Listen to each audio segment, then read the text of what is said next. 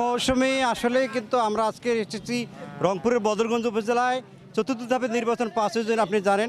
আজকে দেখতেই পাচ্ছেন কিন্তু উৎসবমুখর পরিবেশই কিন্তু আবারও 5 জুনের যে ভোটটি হবে, এক্ষেত্রে আমরা দেখতে পাচ্ছি যে এখানে অনেক সমর্থক রয়েছেন, বিভিন্ন প্রার্থী রয়েছেন। তো একজন ভোটার রয়েছেন আমার কাছে, ওনার কাছে আমরা জানবো যে আসলে কেমন প্রার্থী তারা চান, এখানে কোন প্রার্থীকে তারা ভোট দেবেন।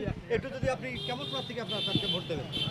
আমরা এমন একজন প্রার্থী চাই যিনি বদরগঞ্জকে উন্নত বদরগঞ্জ গড়ে তুলবেন। যেমন বদরগঞ্জকে মডেল উপজেলা করা, বদরগঞ্জে একটা আইটি পার্ক করা, আইটি ইনস্টিটিউট করে এখানে ব্যাপক যুবকদের কর্মসংস্থান সৃষ্টি করা, ইন্ডাস্ট্রিয়াল রেভলিউশন করা, ভিশন 21 আওয়ামী লীগের সেই উন্নত বিশ্বের দেশ হিসেবে আমাদেরকে গড়ে তোলা, এটা আমরা চাই। এরকম একজন প্রার্থীরকে আমরা ভোট দিতে চাই। যে মৌসুমী যেমনটি বললেন যে আসলে ওরা কিন্তু মডেল উপজেলা দেখতে চায় এই রংপুরের বদরগঞ্জকে, যিনি এখানকে কাজ করেছেন এমন প্রার্থীকে তারা ভোট দিতে চান। তবে অনেক অভিযোগের কথা আমরা শুনতে পেয়েছি অপর প্রার্থীর বিরুদ্ধে। এখানে নানান ধরনের অভিযোগ নিয়েও কিন্তু এখানে সুষ্ঠু অবাধ নিরপেক্ষ নির্বাচন করার লক্ষ্যে কিন্তু নির্বাচন কমিশনের পক্ষ থেকে যে পদক্ষেপ নেওয়া হয়েছে, আমরা পুলিশ প্রশাসনের সাথে কথা বলে দেখেছি। তারা বলেছেন যে নির্বাচন কমিশন যেভাবে এখানে ভোট নিতে চাচ্ছে এবং সেভাবেই সে লক্ষ্যেই কিন্তু আমাদের এখানে ভোট অনুষ্ঠিত হবে।